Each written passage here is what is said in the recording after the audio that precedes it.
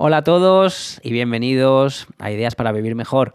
Hoy te traigo las ideas principales de un libro que se llama Atrévete a no gustar. Está escrito por dos autores japoneses, Ikiro Kishimi y Fumitake Koga. Antes de empezar, déjame decirte una cosa. Este es un podcast para personas ocupadas que quieren vivir mejor, ya lo sabes.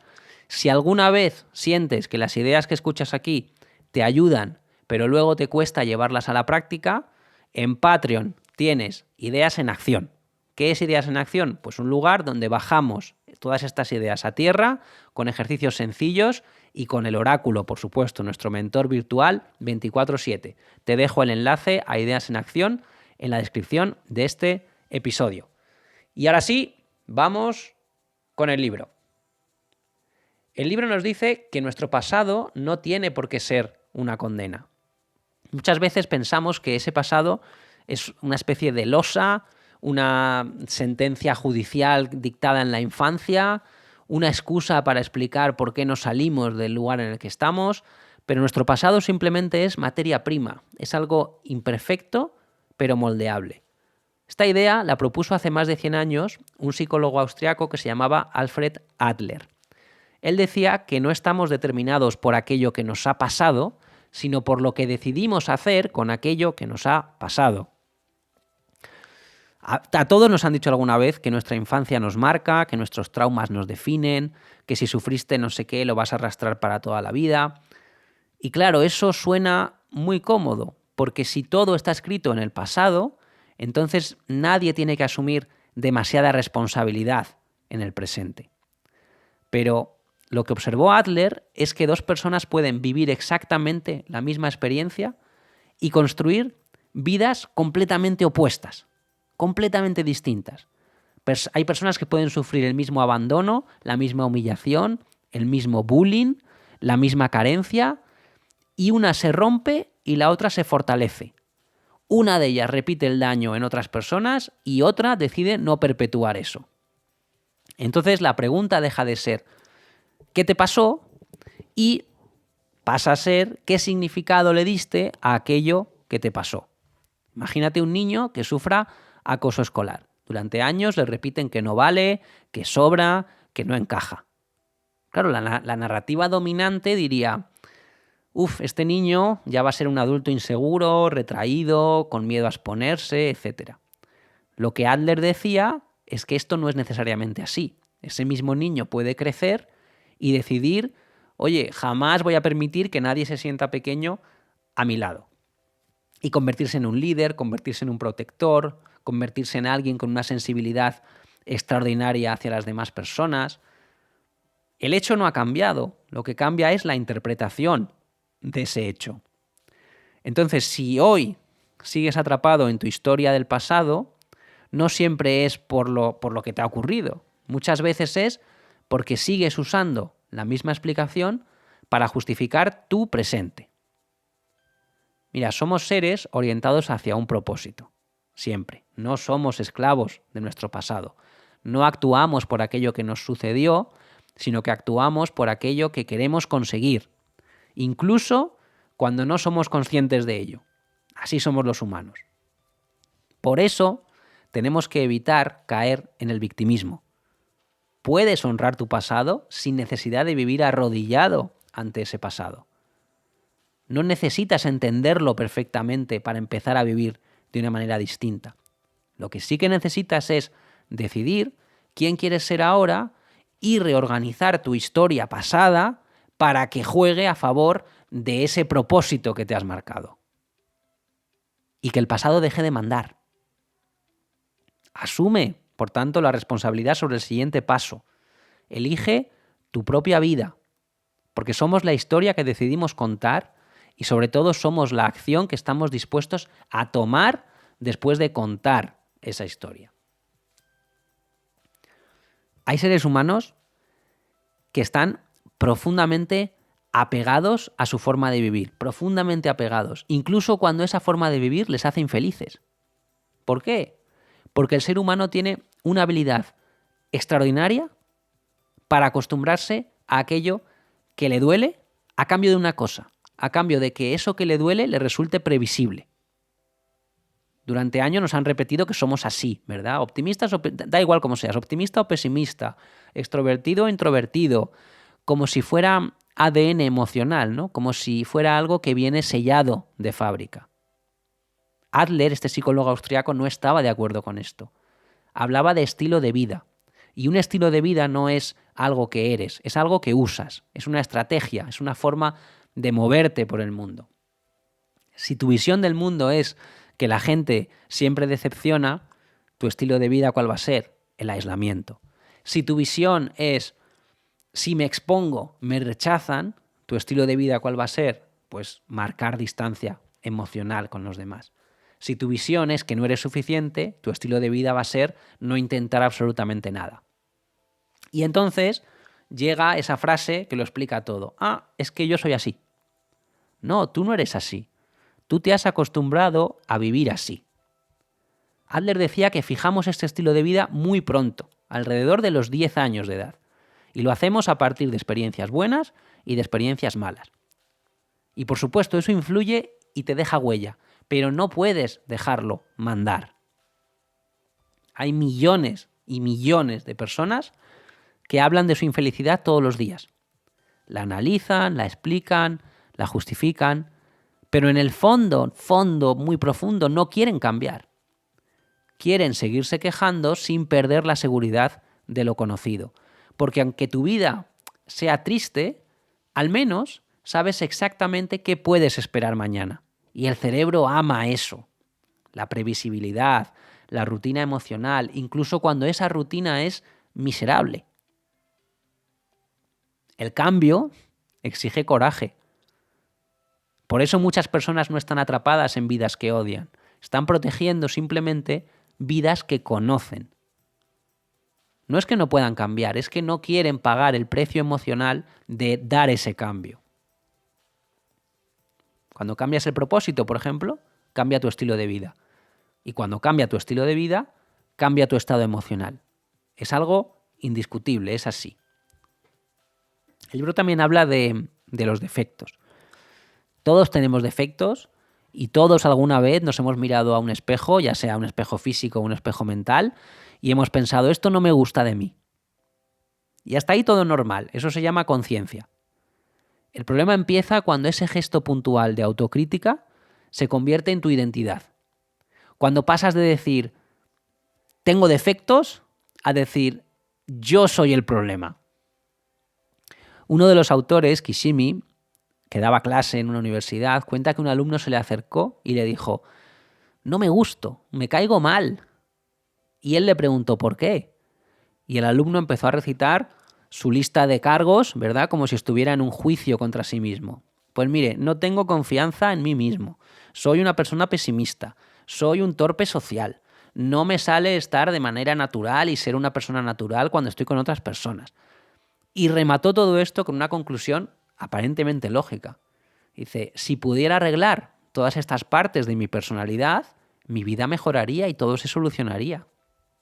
Incluso estaba dispuesto a apuntarse a un curso al que hiciera falta para arreglar esa parte de él, ¿no?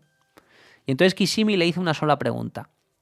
¿Cómo te sientes cuando hablas así de ti mismo? Y el alumno le respondió, pues mire, me siento peor, mucho peor. Claro, ahora entiendo por qué nadie quiere pasar tiempo conmigo. Ahí está la clave. Este chico no estaba describiendo sus defectos. Este chico estaba construyendo una coartada perfecta para aislarse de los demás. Porque cuando te convences de que eres defectuoso, de que eres torpe, de que eres insuficiente, a cambio obtienes algo que es muy valioso para tu ego. Una razón legítima para no exponerte, para no intentarlo. Entonces no es que no te acerques a la gente porque seas un inseguro, es que usas la inseguridad para justificar no acercarte a la gente. Y así hay muchas personas que se protegen de los demás usando el autoodio como escudo. Y te aíslas para no hacer daño y acabas haciéndote daño a ti y a los demás. Como te decía antes, el ser humano no actúa movido por sus defectos, actúa movido por el objetivo que persigue. Si tu objetivo inconsciente es no sufrir rechazo, tu mente va a hacer todo lo posible para darte 1000 razones para no exponerte a ese rechazo, para no intentarlo. Y tus defectos se convierten en excusas. Pero pertenecer implica riesgo, ¿verdad? Implica la posibilidad de pérdida. Implica aceptar que no siempre va a funcionar todo lo que queremos. Y no hay curso que elimine eso. Por tanto, la salida es aceptar que ese dolor no es una anomalía, es parte del contrato. Cuando aceptas que a veces dolerá, cuando entiendes que no gustar a todo el mundo no es un fallo, entonces te empiezas a liberar. Piensa, ¿qué estoy evitando vivir usando mis defectos como excusa? Esa pregunta te va a ayudar mucho. Desde muy pequeños nos enseñan una regla no escrita que casi nadie cuestiona, ¿no? Que la vida es una competición. Notas, sueldos, seguidores, estatus, siempre hay un ranking invisible. Y siempre hay alguien por encima de nosotros en ese ranking y alguien por debajo también. Nos han vendido que así progresa el mundo y en parte es cierto.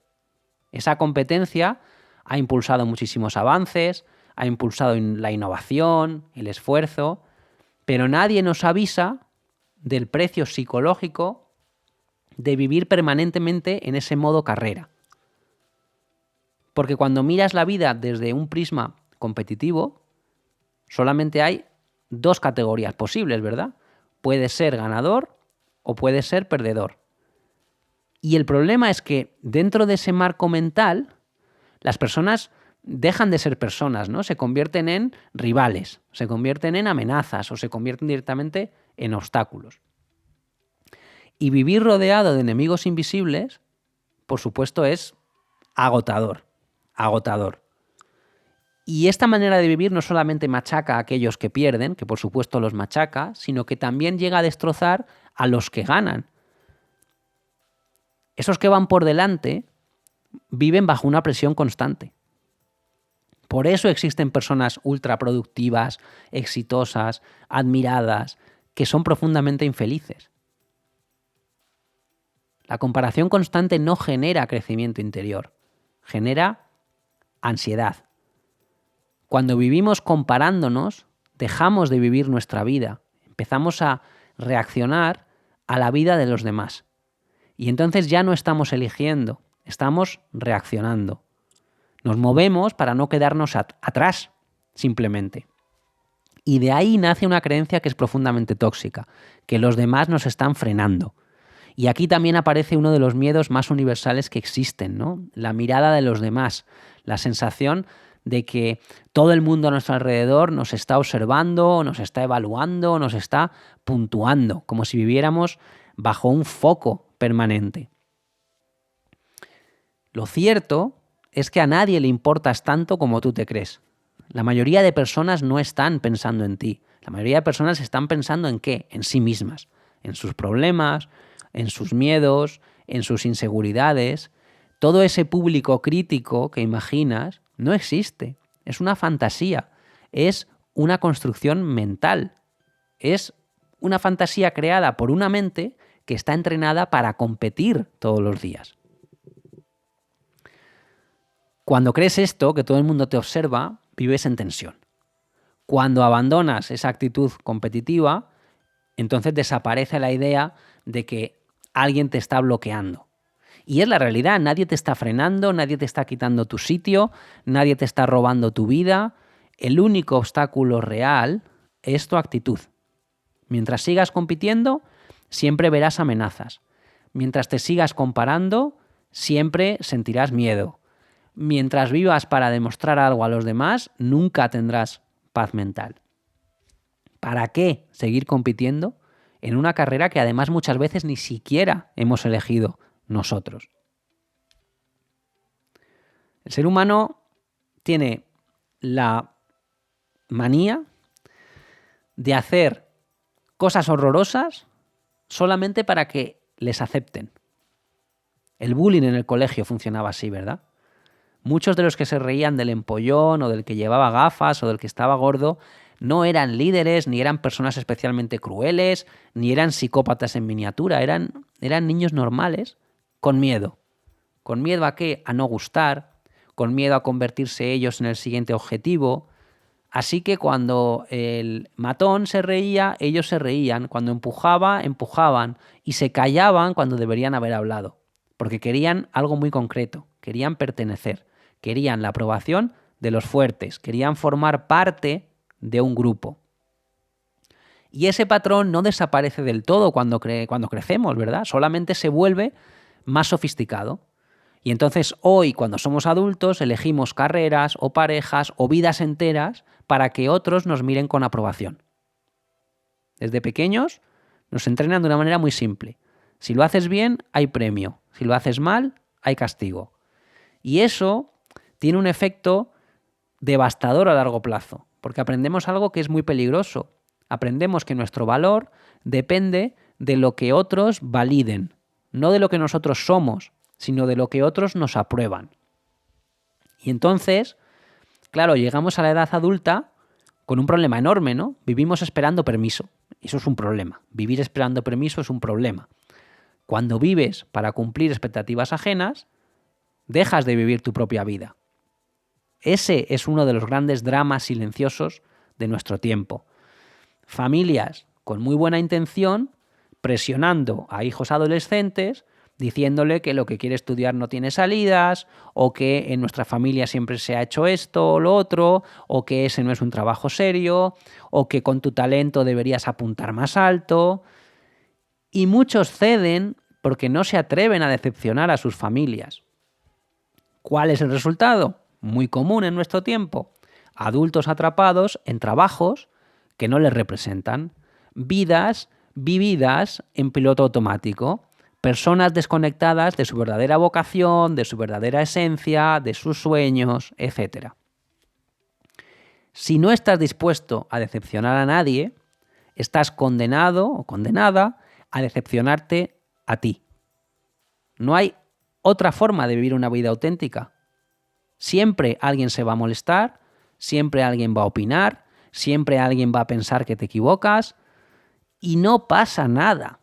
Hay que tener el coraje de ser odiado. Hay que aceptar que la desaprobación es el precio que tenemos que pagar por nuestra libertad. Porque mientras persigamos solamente aprobación, vamos a vivir condicionados. Mientras necesitemos aplausos, nos adaptaremos. Mientras temamos el rechazo, no seremos nosotros. Si quieres vivir de verdad, vas a tener que decepcionar a la gente. ¿A cambio qué te va a pasar? Que no te vas a abandonar a ti. Decide lo que prefieres. Casi nunca discutimos sobre educación. Cuando hablamos de educación hablamos de quién manda. Hablamos de quién decide. Pero la disciplina impuesta no crea responsabilidad. Crea dos extremos. O obediencia extrema o rebelión extrema. Nada más. Nadie aprende a vivir cuando otra persona vive por él. Cuando un padre o una madre empuja a un hijo a estudiar, el niño no aprende a amar el conocimiento. Aprende a cumplir una rutina para evitar las consecuencias, los castigos, etc. Y muchas veces los padres no quieren buenas notas por el niño, quieren buenas notas por ellos, para sentirse buenos padres, o para quedar bien ante otros padres, o para reafirmar su identidad, o para reducir su ansiedad, yo qué sé. El hijo se convierte en un escaparate, se convierte en una extensión del ego de la persona adulta. Pero tenemos que entender que cada persona debe cargar con las consecuencias de sus propias decisiones, porque si no, no puede madurar. Así que la clave es presencia sin control, dar libertad y al mismo tiempo decir, oye, estoy aquí si me necesitas. Y ese tipo de crianza produce adultos responsables, produce adultos que son capaces de aprender porque quieren, no porque los están vigilando ni los están obligando. Pero esto no va solamente de padres e hijos, ojo. Esto va de relaciones humanas en general. Porque estamos tan acostumbrados a ver a las personas cercanas como si fueran extensiones de nosotros mismos, que lo que llamamos dar apoyo suele ser en realidad manipulación emocional. El verdadero apoyo exige empatía sin control, estar al lado de la otra persona sin dirigir sus actos, escucharla sin corregir, amarla sin intentar arreglar nada. Y eso es difícil porque implica aceptar la imperfección implica aceptar la incertidumbre, implica que vamos a tener que aceptar que el otro fracase, pero no podemos vivir la vida de otra persona sin robarle la oportunidad de crecer. Cuando intentas controlar, quitas dignidad. Cuando impones, anulas la responsabilidad. Confía en que la otra persona encontrará su camino, aunque no sea el camino que tú hubieras elegido, aunque esa persona se equivoque, aunque tarde más de lo que te gustaría en dar con el camino correcto, porque solamente desde ahí una persona puede decir, esta vida es mía, y eso es el mayor regalo que se puede dar a otro. Presencia, respeto y la valentía de no interferir en sus decisiones. Vivimos en la era más conectada de la historia y sin embargo nunca nos hemos sentido tan solos.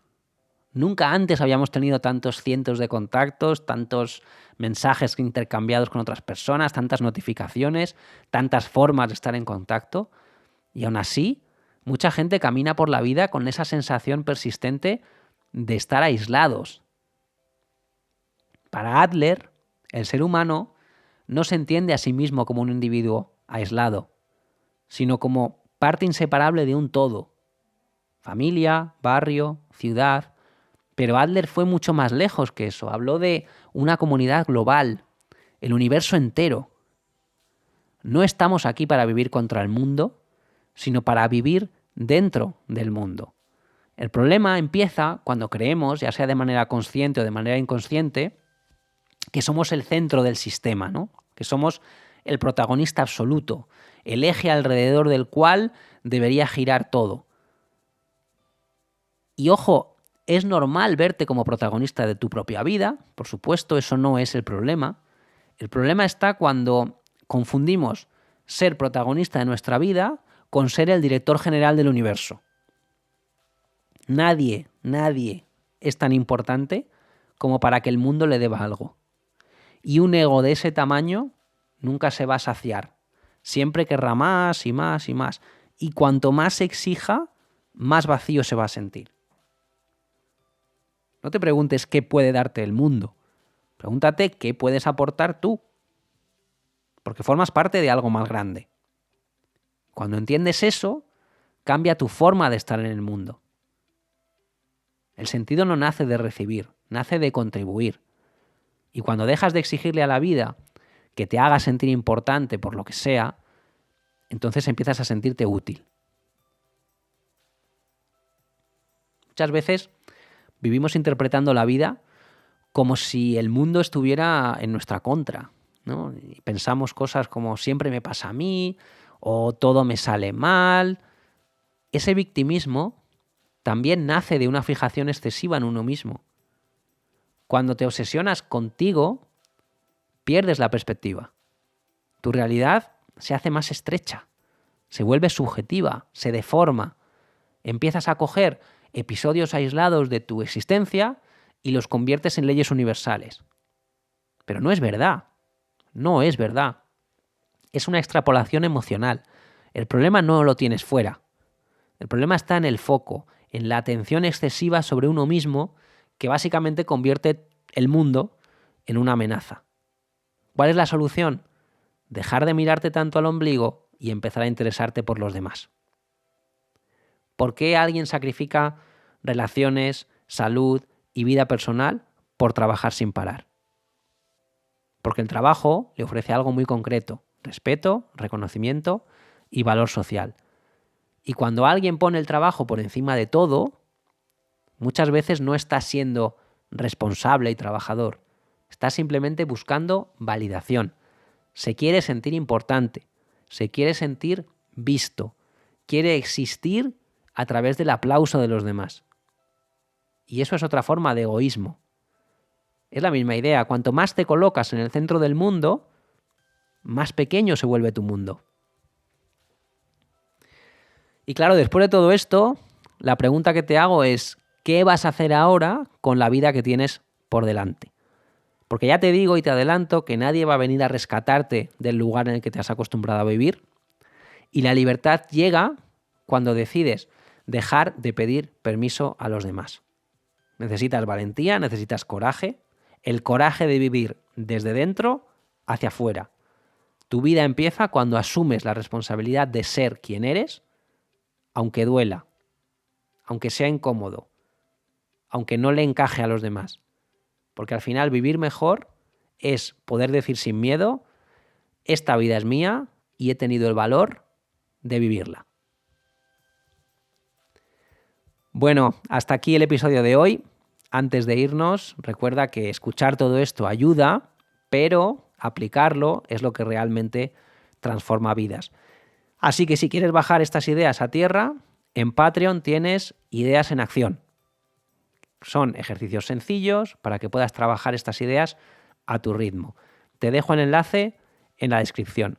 Y si este episodio te ha aportado algo, compártelo con alguna otra persona a quien también pueda ayudar. Gracias por estar ahí, como siempre, y nos escuchamos en el próximo episodio.